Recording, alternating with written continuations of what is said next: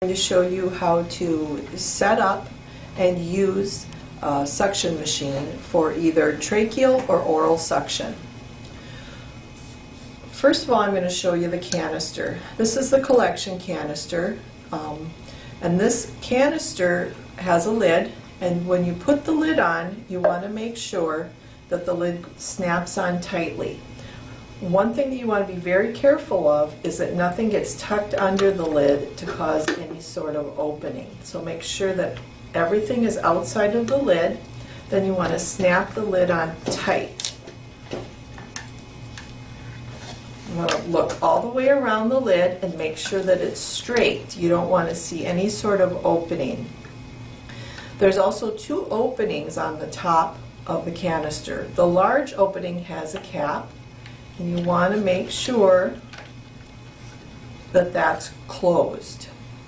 Your canister will fit right into your suction machine, like so. The opening on the top is going to attach to a filter that's going to attach to the suction machine. So there's a port right on the side of the suction machine where you're going to place one end of your tubing. Then you have your filter, and your other tubing will go straight on the top of the canister. Coming out the front of the canister, you'll have your connecting tubing. The tubing is the same on both ends, so it doesn't matter which end of the hose or the tubing goes on the front of the canister. The other end of your tubing will connect either to your oral suction catheter or your tracheal suction catheter that comes in this kit. Once you get everything connected, then at that point you can turn the machine on and you can check your suction pressure. There's a gauge right on the top of the suction machine where you'll be able to read the suction pressure once you turn it on. You will need to crimp your hose or plug the end of your tubing in order to read a pressure on the machine. And I'm going to demonstrate that. On the side of the machine is your on-off switch. So I'm going to turn the suction machine on, and then I'm going to show you how to adjust the pressure.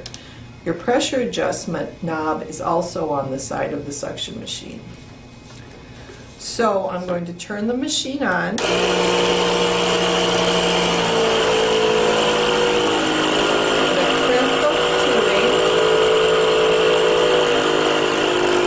Adjusting my pressure to where I want it set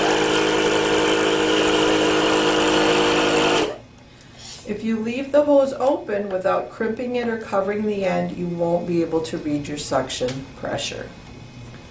Alright, so we talked a little bit about what's on the side of the machine. We have the on-off switch, and we have your dial for adjusting your pressure. We also have our power cord charger connection, which goes right into the side of the machine, and then will plug into your wall outlet.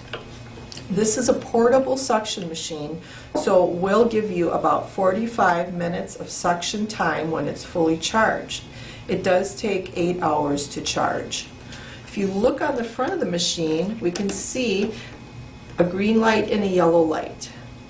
The green light is on because I have it plugged into an external power source.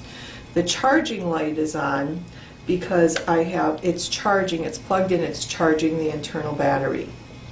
The light on the top says low battery, and that will be a red light, and it will let you know when the battery is almost depleted, and you will need to find a power source to plug it in. So I'm going to show you a few more things that are important about the suction canister. You want to make sure that you're not, when you're using your suction machine, you're not overfilling your canister. So if you're using this every day, you're going to want to dump it out every day. And as a general rule, it's a good idea not to let your suction canister get any more than half full. When it gets half full, it's a good idea to dump it out. And what you would want to do, even though it's tempting because there's a hole in the top, you never want to empty it out through that small port. When you empty it, you're going to always want to take the cover completely off, and you're going to want to dump your secretions or whatever you're collecting out. If you look at the top of the of the lid, there's a float in here, and that's a safety mechanism built into this so that if you do overfill your canister and this gets wet, it's going to pop up to the top and you're not going to get any suction. So that's a troubleshooting tip. If you're not getting suction, you want to make sure that your jar hasn't gotten too full and that your float on the top of the jar has not gotten wet. You can wash your canister out with a mild soapy water, and if you're using your suction machine every day, you should be cleaning this every day. You also can wash your connecting tubing in a mild soap and water and rinse and air dry. The tubing with your filter attached, you do not want this to get wet. If this filter gets wet, the machine will not have any suction. So that's another troubleshooting tip, that if you're not getting suction, you want to check and make sure that your filter has not